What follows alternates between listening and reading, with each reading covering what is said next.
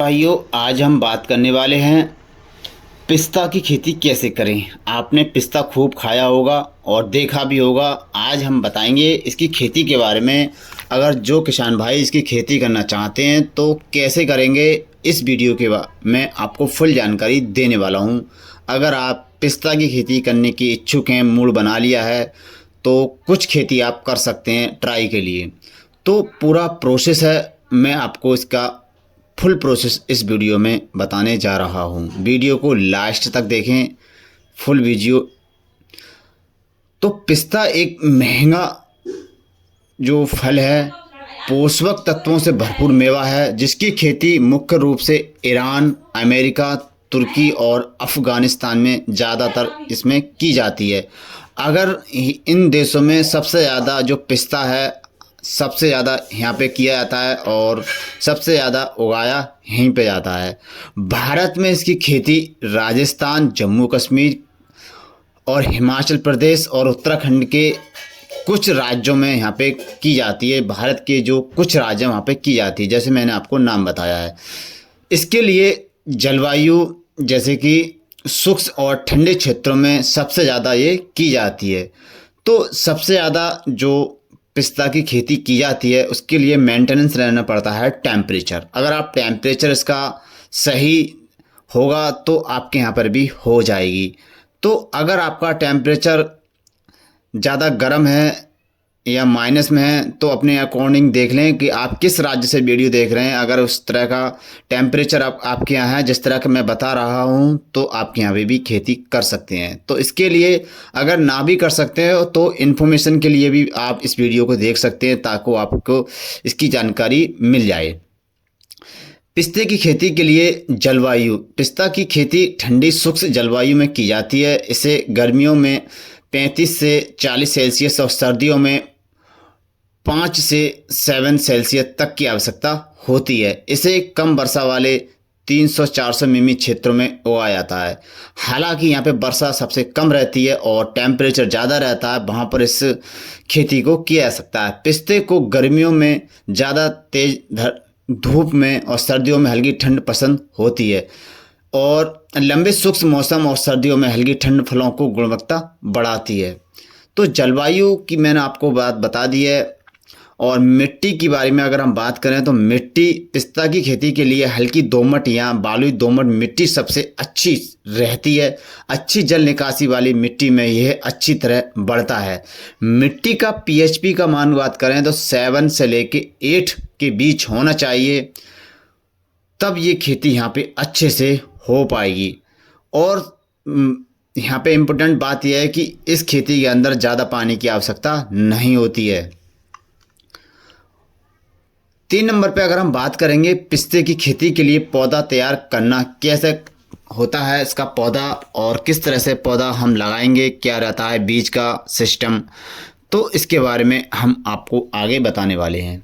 तो वीडियो को पूरा देखिए, और जो भाई किसान हैं नए तो वो यहाँ पे चैनल को सब्सक्राइब भी कर सकते हैं। और कोई भी अगर आपके मन में कन्फ्यूजन है, कोई सवाल है, तो कमेंट में हमसे पूछ सकते हैं। पिस्ता की खेती के लिए पौध तैयार करना। पिस्ता को मुख्य रूप से ग्राफ्टिंग, कलम और बीज विधि द्वारा लगाया जाता है। अगर आप इसे लगाने की सोच रहे हैं तो बीज विधि, बीजों को बोने के बाद पौधे तैयार करने में 5 से 7 साल लग सकते हैं। यानी कि अगर इसका पौधा तैयार करेंगे तो 5 से 7 साल लग सकते हैं। ग्राफ्टिंग विधि, तैयार पौधे जल्दी फल देते हैं और अधिक उत्पादन यहाँ पे देखने को मिलेगा। पौधे को नर्सरी में तैयार करने के बाद मुख्य स्रोत में रोपण किया जा सकता है। यानी कि इतना जो बड़ा पौधा आप देख पा रहे हैं वीडियो के अंदर, वो पौधा आपको 5 साल में लगभग तैयार हो पाएगा, यानी 5 साल में फल देने लायक हो जाएगा। वहीं मैं अगर ग्राफ्टिंग की बात करूं तो ग्राफ्टिंग वाला पौधा है वो 3 साल में फल देना चालू कर देगा। पिस्ता काफ़ी महंगा रहता है, अगर आप मार्केट में कभी लेना चाहते हैं तो देखा होगा काफ़ी महंगा रहता है। तो इस तरह का ये उगाने का पूरा प्रोसेस है। और आगे का बात करते हैं, रोपाई का जो तरीका रहेगा। पिस्ते को पौधे को रोपने के लिए 5 से 5 मीटर की दूरी रखनी चाहिए, यानी कि 5 से 5 मीटर की दूरी रखनी चाहिए। गड्ढे की गहराई 60 से 60 सेंटीमीटर होनी चाहिए। गड्ढे में जैविक खाद और सड़ी हुई खाद डाल सकते हैं। सबसे अच्छा जो समय रहता है पिस्ता की खेती करने के लिए यानी कि पौध लगाने के लिए, वो समय रहता है फरवरी और मार्च और सितंबर और अक्टूबर, यानी कि अभी भी समय है, आप लगा सकते हैं। तो ये तो मैंने आपको बताया है पौध तैयार करने का और लगाने का। अगर हम बात करेंगे सिंचाई की, तो इसमें सिंचाई यानी पानी किस तरह देना चाहिए, कितने टाइम में देना चाहिए। पिस्ता के पौधों को अधिक पानी की आवश्यकता नहीं होती है, ये वाली बात आप ध्यान से सुन लें। गर्मियों में 15 से 20 दिन के अंतराल पर सिंचाई कर सकते हैं और महीना के बाद भी सिंचाई डाल सकते हैं पानी। सर्दियों में सिंचाई की बहुत ही ना के समान ज़रूरत रहती है और फूल और फल बनने के समय हल्की सिंचाई इसे दे सकते हैं और इससे अच्छा इसमें ग्लो रहेगा। तो थोड़ा एक सिंचाई कर सकते हैं जब फल फूल बन रहा है तब। वहीं अगर हम बात करेंगे किसान भाइयों खाद और उर्वरक की, तो प्रति पौधा 10 से 15 किलोग्राम प्रति डाल सकते हैं, यानी एक पौधे में 10 से 15 किलोग्राम खाद डाल सकते हैं जो गोबर का खाद होता है। नाइट्रोजन की अगर मैं बात करूं तो नाइट्रोजन, फास्फोरस और पोटास की संतुलित मात्रा बना के पेड़ के अंदर डाल सकते हैं और खुदाई इसकी नराई करते हैं तब भी इसमें डाल सकते हैं 1 महीने बाद, 1 महीने के अंतराल से। अच्छी गुणवत्ता वाले फलों के लिए सूक्ष्म पोषक तत्व जैसे जिंक, आयरन का छिड़काव भी इसके ऊपर कर सकते हैं। तो थोड़ा ये टाइम लेती है खेती बनने में, उसके बाद यहाँ पे आपको काफ़ी उत्पादन देखने को मिलेगा। जैसे हम आम का बगीचा लगाते हैं, सपड़ी का बगीचा लगाते हैं, उसी तरह इसका प्रोसेस है। दिक्कत यह है कि थोड़ा ये टाइम लेता है, ये जल्दी ना देगा फल। जैसे आम का पेड़ है, सपड़ी का पेड़ है, वो जल्दी देता है, उससे थोड़ा लेट देगा, पर इसका फल है वो महंगा जाएगा। वहीं बात करें कीट की और रोग की, पिस्ता की खेती में कुछ प्रमुख कीट आपको देखने को भी मिलेंगे, जैसे बीमारी भी यहाँ पे आपको देखने को मिलेगी, तो रोग और फसल को नुकसान पहुँचा सकते हैं। तो मुख्य कीट क्या आते हैं वो मैं आपको यहाँ पे बता देता हूँ।